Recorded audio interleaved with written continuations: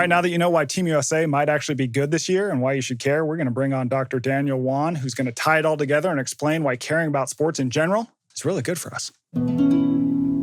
Daniel, thanks for coming on 2%. My pleasure. My pleasure. All right, so you've been studying the psychology of sports fandom for 40 years. ESPN calls you Dr. Fandom. We're going to get into some of the mental health benefits, but here's what I thought was interesting. Your research suggests that rooting for a distant team, so say I live in France, but I'm rooting for Team USA, doesn't give the same benefits as following a local team. Why is that? Why is that?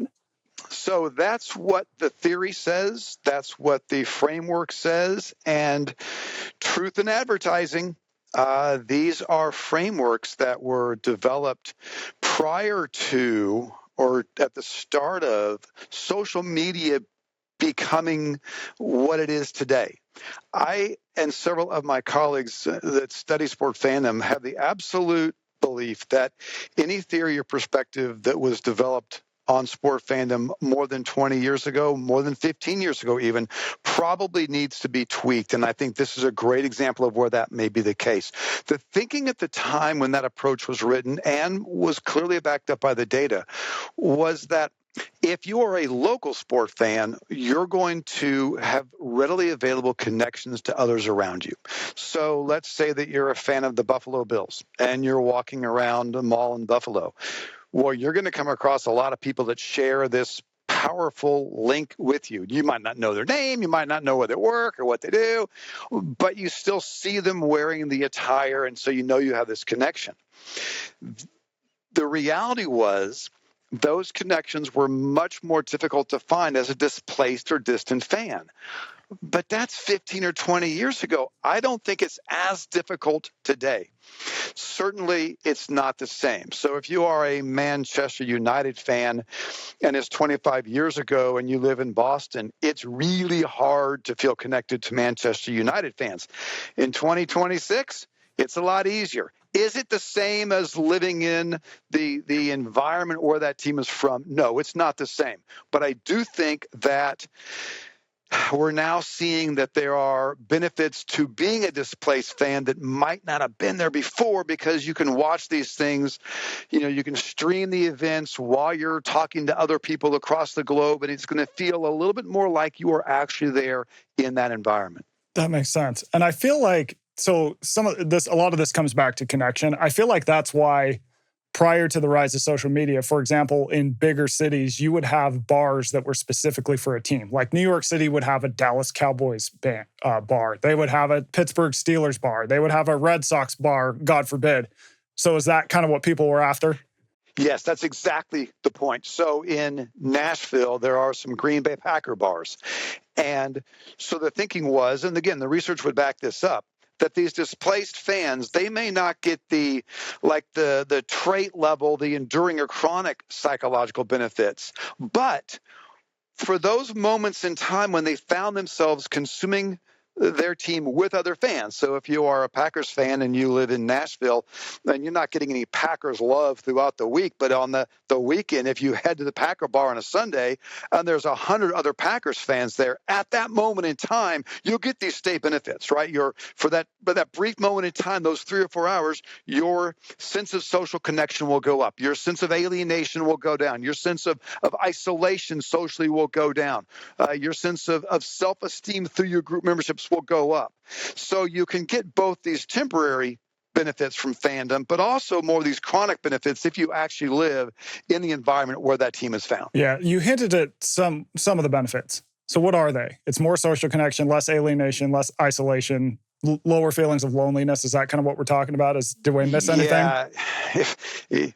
We are having a very difficult time finding a social benefit that is not related to sport fandom. I think our list is up to like 28 different measures of social well-being, whether it's social self-esteem or alienation, loneliness, anything connected to one's sense of attachment to others stands to benefit through their attachment to a sport team, because when you attach to a sport team, what that brings with it is other people. And I absolutely believe, my 40 years of doing this stuff on sport fans, if someone were to say what one word sums all of this up, without question, connections. That's what it is. Whether it's a connection that the fan has with the team, with the players, with the stadium, with other fans, for heaven's sakes, how many other connections can you get? Go to an Ohio State football game, right? There's 100,000 other connections that you can gain, and that's not with the beer people and with the popcorn people and with the cheerleaders and with the band and the players and the other people in the press box. So many connections to be gained through sport fandom, and I think that's really, at the end of the day, the primary driver of this pastime. Yeah, that makes sense. And you identified these 4 psychological needs that fandom helps meet. Do you want to walk us through those so we kind of understand? One is belonging, and then there's a few others, right? One of the ways that my presentation of sport fandom has changed over the years. Early on, when I was doing this stuff, I found out that the media really likes to talk to people about sport fandom because the vast majority of their listeners are sport fans, and so it plays pretty well. So I found myself talking to media types a lot back in the 1990s and the early 2000s, and I found people were very genuinely interested in what I was doing, which was great. But I would always sort of preface it with, well, let's remember, I'm not curing cancer. I'm just studying sports fans. I absolutely do not qualify my research anymore because we now know that fandom is a much bigger deal than we gave it credit for decades past. We now know that sport fandom is a primary conduit through which individuals are able to meet multiple basic innate psychological needs. I think first and foremost, as you mentioned, was the need to belong. When you ask fans, which of these needs do they believe fandom is best at meeting? They actually will also say that it's the need to belong. It provides people with a sense of community, with a sense of camaraderie. However, that's just the tip of the iceberg. It's a big tip. It's an important tip, but it's just the tip of the iceberg. What you find is, in addition to belonging, sport fandom allows people to meet their basic need for distinctiveness or uniqueness. We have a desire to feel special. Sure, we want to fit in.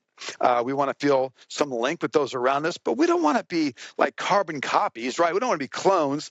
I've always found it interesting that when you talk to somebody that's a big sports fan and you find out where they're from and you say, okay, so, what teams do you follow? So you say to somebody who's from Kansas City, so, who are your favorite teams? Oh, I love the Jayhawks from KU, and I love the Chiefs, and I love the Royals, and I love Manchester United. And it always makes me laugh because it's like that Sesame Street song of, one of these things is not like the other, one of these things is not the same. There's always one that stands out, and that's the one that allows them to meet their need for their need for distinctiveness. It lets them feel that, yeah, okay, I'm like others, but I'm not exactly like others. We want to fit in while simultaneously standing out. Yeah. Sport fandom really has the ability to do that. A third important need is the need for structure.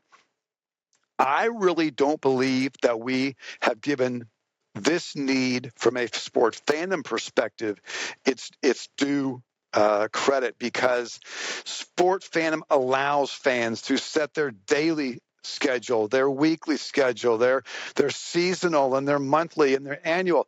I mean, how many people, sports fans and otherwise, how many people already have on their calendar for the next Super Bowl that they're going to throw their Super Bowl party for, right? Yeah. They set their whole winter calendar around their Super Bowl party. I'll have as an aside, the Super Bowl next year follows on Valentine's Day, so I think there's going to be some interesting relationship negotiations that will be going on. But we set our daily calendars, our weekly calendars through sport fandom. We had this need for structure. We have a need for routine, and what better way to do that than to know, well, okay, it's the summertime. So every night at 7:30, there's going to be a baseball game. It's the fall. Every Saturday, 12 o'clock, 3 o'clock, football. Sunday, 12 o'clock, 3 o'clock, nighttime game. And it gives people a sense of continuity throughout, what for many people is kind of disjointed, chaotic lives. And fourth, and also you can't undersell this, is the need for meaning, the need for purpose. Fandom gives individuals a reason to wake up in the morning. And when fans are highly invested in their team, during the season, outside of the season, they wake up and it gives them something to think about, something to be excited about, something to care about. It's interesting when researchers have done investigations on meaning and they ask sports fans up front, how does fandom provide meaning? They will tell you, these researchers will tell you that the most common response is it doesn't. And then the researcher's like, well, wait a minute, it doesn't. And then when they explain to it, all of a sudden the fan realizes, oh, wait, it actually does. I think that fans, they don't always know, just the ways that fandom is improving and making a difference in their lives, until they start to actually think about it. And then like, oh my gosh, yes, it's a bigger deal than I even gave her credit for. Yeah. That reminds me of Atul Gawande, the doctor, has this book called Being Mortal on end-of-life care. And he was doing a bunch of surveys and interviews around that and just thinking about, okay, end-of-life care, how do we approach this? And one of the anecdotes that stuck with me is a father told their kids were like, hey, how long do you want us to keep you around with the, advanced medical care when it's clear to the end? And he stopped and he goes, as long as I can watch football while I eat ice cream, keep me going. Once that stops, I'm good to go. That was like the thing that's like that was the meaning piece, and ideally with family and others around. Yeah, life's simple pleasures, right? And I love how that individual articulated that, but isn't that true for so many people, right? And maybe not, how long should we keep you around? But if you ask people, what joys do you find in life? So many sport fans will say, I think about growing up and watching games with my family and with my friends. And now, I'm taking my own kids and my own family going to sporting events. And again, I don't think on the surface, sport fans are sitting there, meditating and thinking about how fandom matters in these ways. At least I hope they're not. That's my job. But when you talk to them about it more in detail, they will all of a sudden have this almost light bulb moment. It's fun, actually, as a researcher to bring these to their attention, because you can just see the wheels start to fire. Oh, you're right. This matters in profound and important ways that I, quite frankly, didn't give it credit for. Yeah. Is there a dose? So if we think about this as something that improves, like what is the ideal approach for someone to get the benefits? Or are we overthinking it with that question? Yeah, I think that ideally, we know that there's two routes to well-being through fandom. One is a function of how well the team is performing, right? I mean, let's not kid ourselves. Winning beats losing, right? I mean, winning smiles, not so much with losing. The second route, through the connections to other people, it's not a function of the team's success. So it's a function of simply having those social connections that come through the team. I guess then the best of all worlds would be finding yourself in an environment where you have attached to a successful team, a team that wins a lot and also happens to have a strong following, so you have connections to others. That's the ideal approach. The problem with that is that losing is much more frequent in sport than winning. I always like to think about like the NCAA basketball tournament. So many people point out that the NCAA men's basketball tournament is like the greatest sports spectacle that we have out there now. Okay, well, there's like over 350 men's teams. Only one of those fan bases at the end of the season is actually smiling. So if you're going to put all of your chips on that route, I think you're going to be sorely disappointed. I would suggest, if you have to choose, go the route with the connections, because it's not there just a function of how good your team is. It's always there. Yeah. So in terms of connections, do these have to be in person? So that what I'm thinking about is, unfortunately, I'm a long-suffering Utah Jazz fan. So when they're playing and when they're good, which is rare, my friends from Utah and I live in Las Vegas now, we'll text about the games. We'll be going back and forth, but I'm watching alone because my wife, not a huge basketball fan. Am I still getting those connections via text, via occasional phone conversations about the team?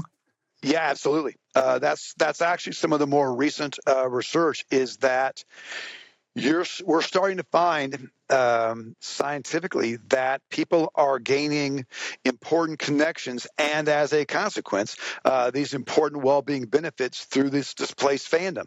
So you don't have to be in the arena. You can be at home watching it on TV. You can be at work and just conversing with some work colleagues about the game. And also, it's critically important to know that these connections, they do not have to be deep. We know from research in sports fandom, but also general social psychology, that even very peripheral, temporary, quick, almost naive types of relationships matter. Just a hi to a stranger on the street is enough to give this person a sense of connectivity. So the hi to the stranger who happens to also be wearing the Utah Jazz baseball cap, that's just, doubly good, I suppose. Does this same phenomenon broadly apply to anything with a fan base? I'll give you an example. I'm also a big fan of the Grateful Dead. And so if I'm wearing one of my Grateful Dead shirts in public, like I was at Costco 3 months ago, and I'm wearing a Jerry Garcia t-shirt. It's tie-dye, of course, because it has to be. And that's the law. Guy comes up to me and he goes, "Oh, did you see the Dead shows at the Sphere?" And we start talking for like 30 minutes. So can these same phenomenon be found in any sort of niche fandom? Yeah, 100%. There's nothing that says you can't gain psychological benefits basically from any connection. Certainly people have done this through work, through religious affiliations, through fraternities and sororities for many, many decades. I will, however, say that there's a couple of things about sport fandom that make it unique and perhaps particularly well positioned to lead to these benefits. One, it is absolutely a social endeavor. It's not just social before you consume and after you consume. It's social while you consume. So Grateful Dead concerts also have this benefit to it, right? So people can gain important connections through opera fandom, through book clubs.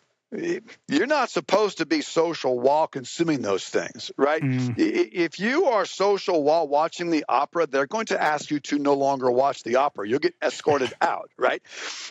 You can belong to a book club and talk about the book after you've read it. You're not talking about the book while you're reading it, right? Game of Thrones, when Game of Thrones was on, and I'd be at home and my kids would be watching it, there was no talking, right? I mean, every cell phone was off. The lights were out. If the door bell rang, too bad for whoever's package arrived. The door's not being opened up. Now, after the fact, lots of discussion. Sport fandom, we are social before, during, and after. That's one way it's different from many other types of fandoms. And a second critically important way is, so how many Grateful Dead concerts have you seen? Oh, it's 30. Okay.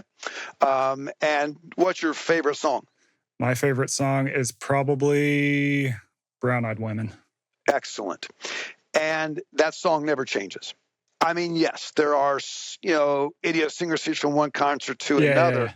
Yeah. It doesn't change. My wife, Michelle, and I went to our fourth Alabama concert the other night. Okay.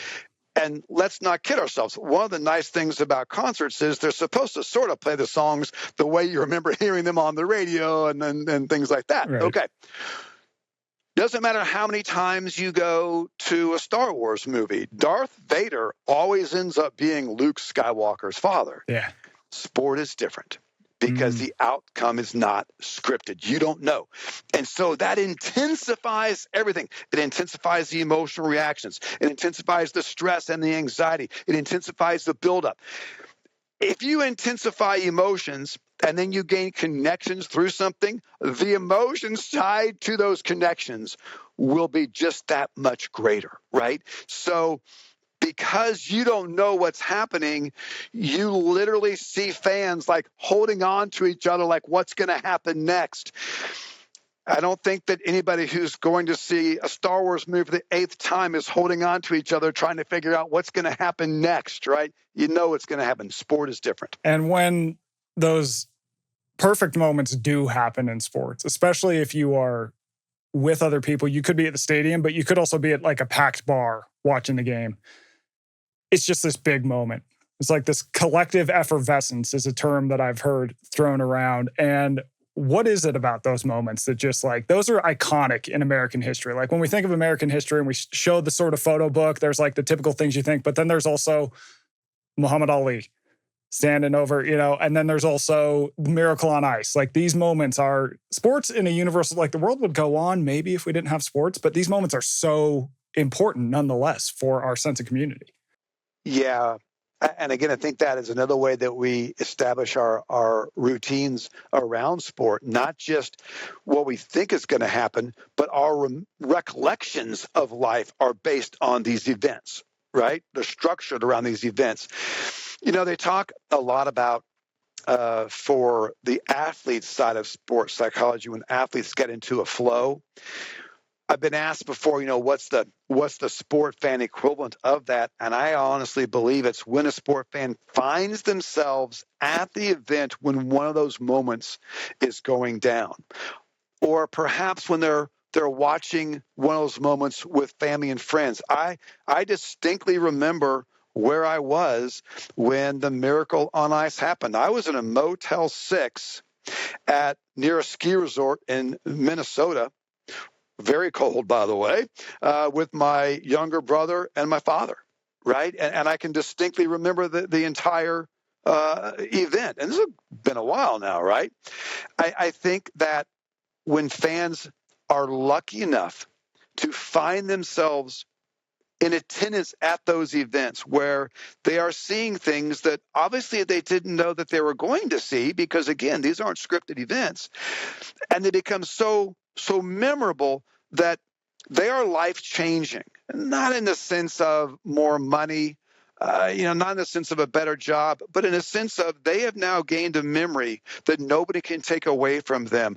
Knicks fans that happen to be in San Antonio, right?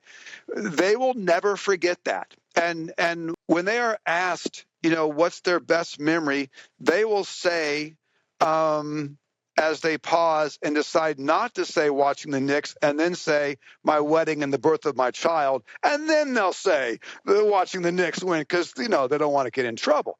The people that watch the Cubs win after they just had one down century. What's so bad about one down century?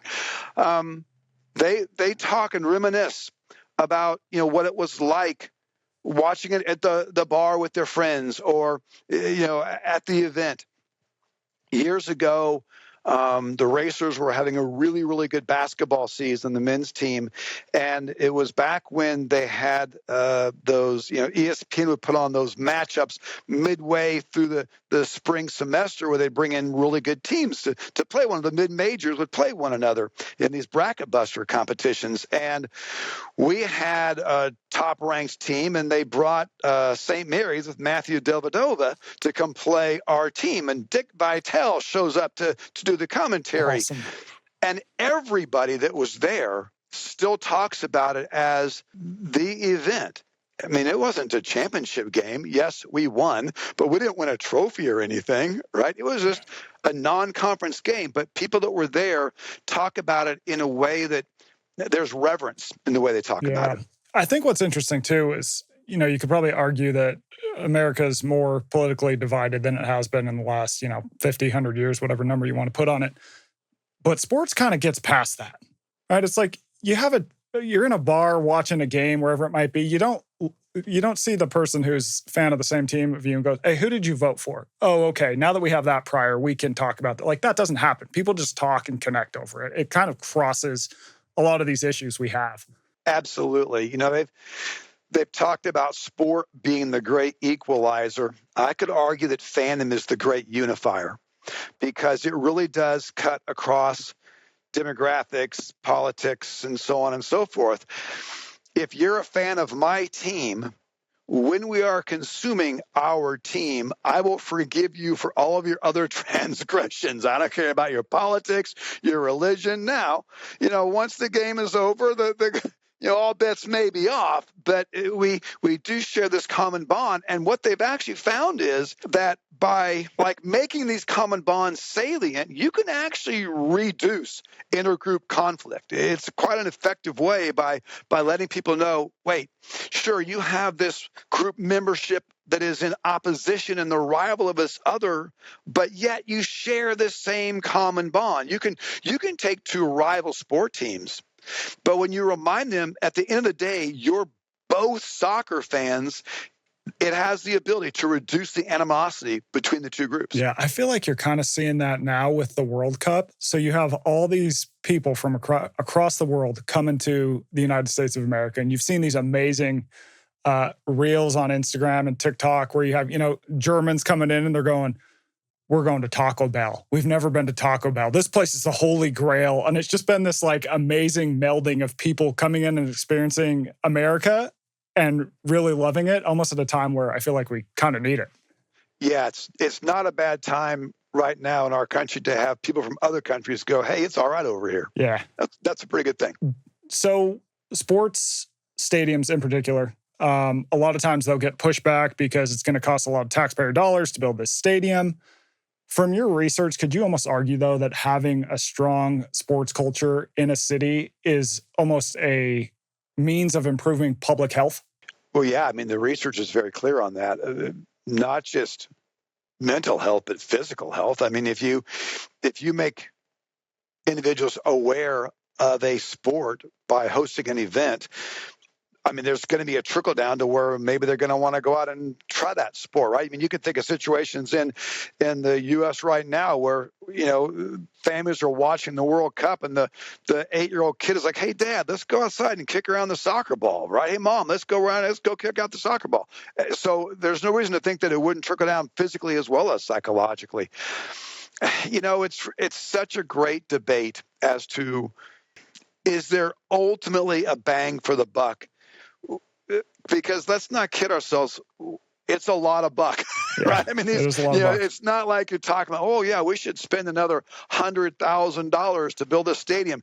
You're a lot of zeros shy when you say things like that. I mean, it's almost like pretend money. It's monopoly money, right? And so, I mean, certainly there's data out there that shows that there are situations where, economies probably haven't made back what they wanted by building these stadiums. But how do you put a dollar figure on giving members of your community an important way to connect? I don't know how you put a dollar figure on that. I just know that when communities decide not to build the stadiums, decide not to be held hostage, quite frankly, for building these stadiums, and then the team moves, there are a lot of people whose lives they're negatively touched by that, right? Yeah. I mean, there's a loss. You don't want to say that's a loss equivalent to the loss of a loved one, but it's a close second. I mean, talk to lifelong fans of the Oakland A's. Right? When they left town. I mean, I had some people would say to me, it's not like I lost a loved one, but it's like I lost a limb, which is pretty good, right? I mean, that's not like, okay, I didn't lose a goldfish, I lost my arm. Part of us is ripped away when these teams lose. And so how do you place a financial value on that? I don't know, right? I don't know what that number is. So, there, as a fan of Kansas City teams, certainly we always seem to be threatened to have the Royals leave us or something. And I know that it would be a great loss for that community, for the hundreds of thousands of Royals and the millions of Royals fans in the greater area.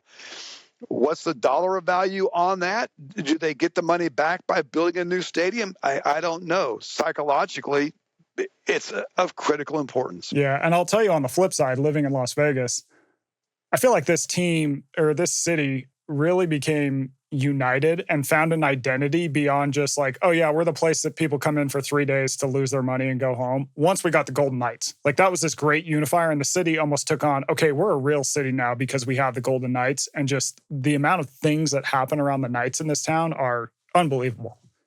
Yeah, and it really didn't surprise any of us who study sport fan scientifically because of the way that community would rally around UNLV basketball. Those years. I mean, that's pretty good fan passion behind those teams.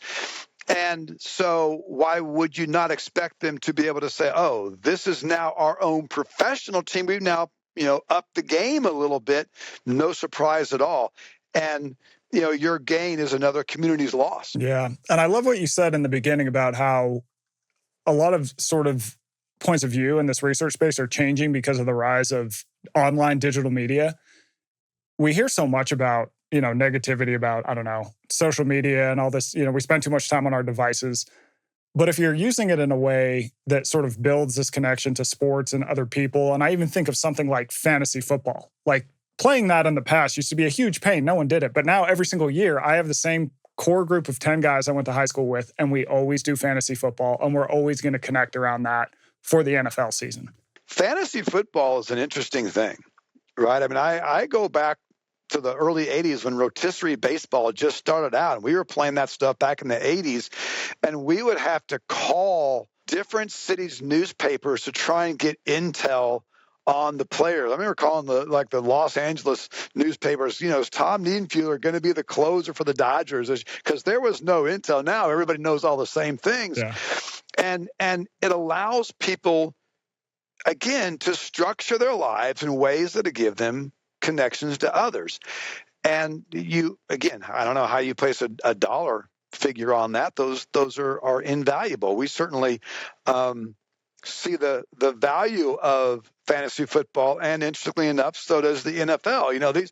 They were absolutely against that to begin with, right? I mean, they're like, we don't want the fantasy football is going to take over, and it's going to change how people watch games. And then somebody at their office said, well, it might change how they watch games by changing it so that they watch more games where their team isn't playing.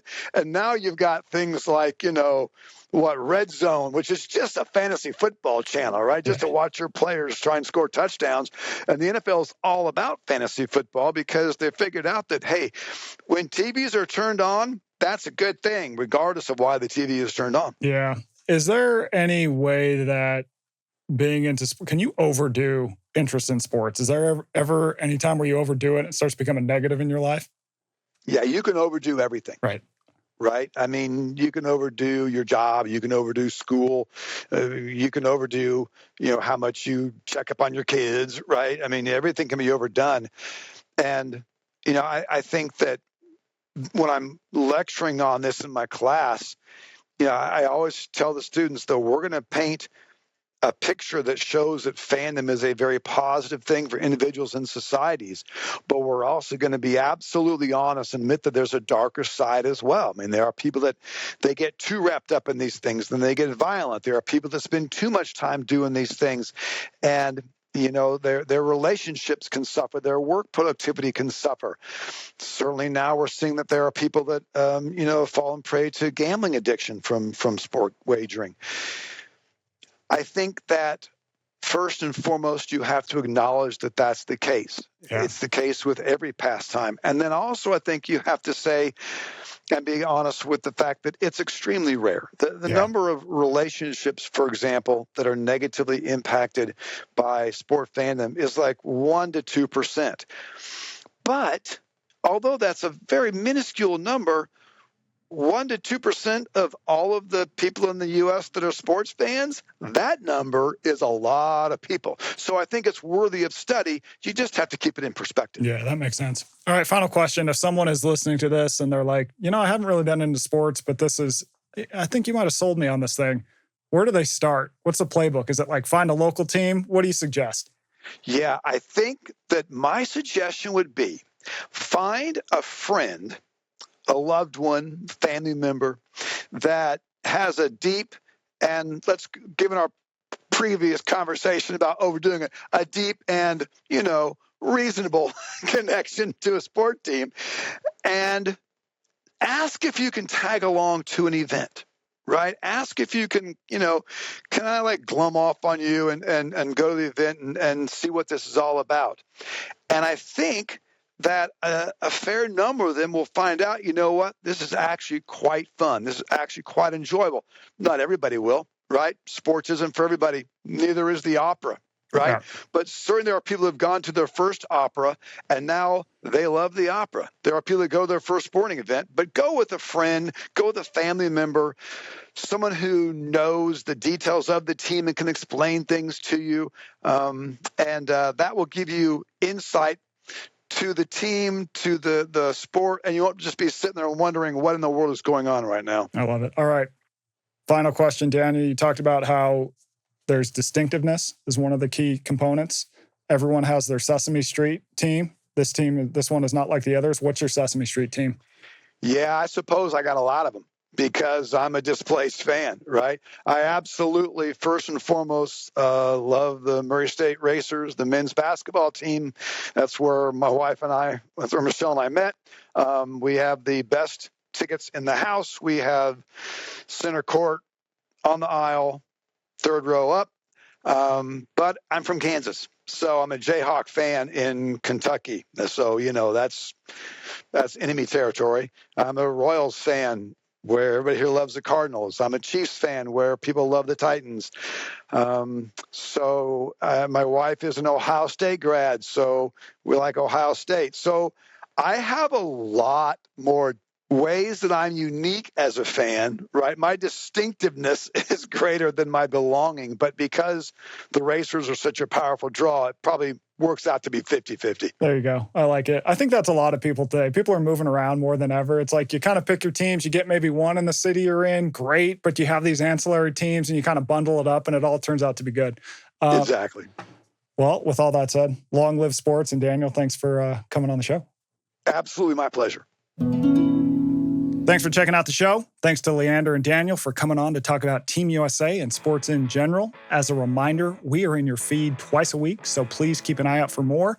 Don't forget to hit subscribe. That way you get those updates. And you know what I'm a fan of? More apps on my phone, which brings me to the iHeart Video app. You can download it and you can watch these episodes at any time. As always, have fun, don't die.